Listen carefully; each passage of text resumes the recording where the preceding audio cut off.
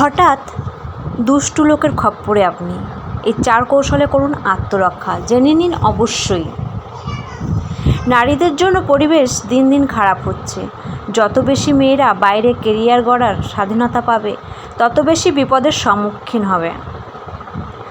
তাই school, college, office বা যে কোনো জায়গায় যাওয়ার সময় নিরাপত্তার টিপস সম্পর্কে জানতে হবে। তাছাড়া কেউ যদি আপনাকে আক্রমণ করে, তবে অবশ্যই এই আত্মরক্ষার কৌশলগুলো কাজে লাগাবেন, যাতে আপনার জীবন বাঁচানো সহজ হবে। ঘাবড়ে যাবেন না।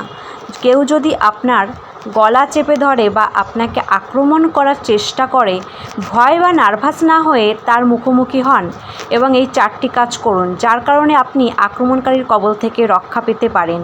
আত্মরক্ষার প্রশিক্ষণ প্রদানকারী বিশেষজ্ঞরা প্রায়শই এই 4টি জিনিস করার পরামর্শ দেন।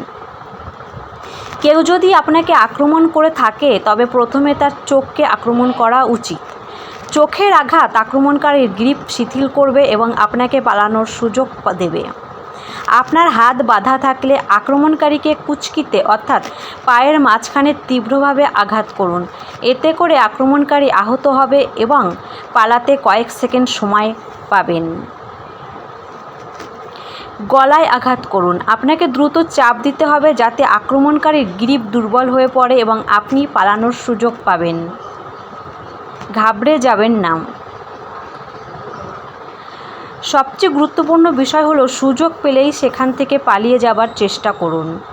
নিজেকে রক্ষা করার জন্য একটি নিরাপদ স্থানে পৌঁছান, যেমন একটি জনবহুল স্থান, সিসিটিভি ক্যামেরা সহ একটি জায়গা বা যেখানে পুলিশ বা প্রহরী আছে ইত্যাদি, যাতে নিজেকে রক্ষা করা সহজ হয়।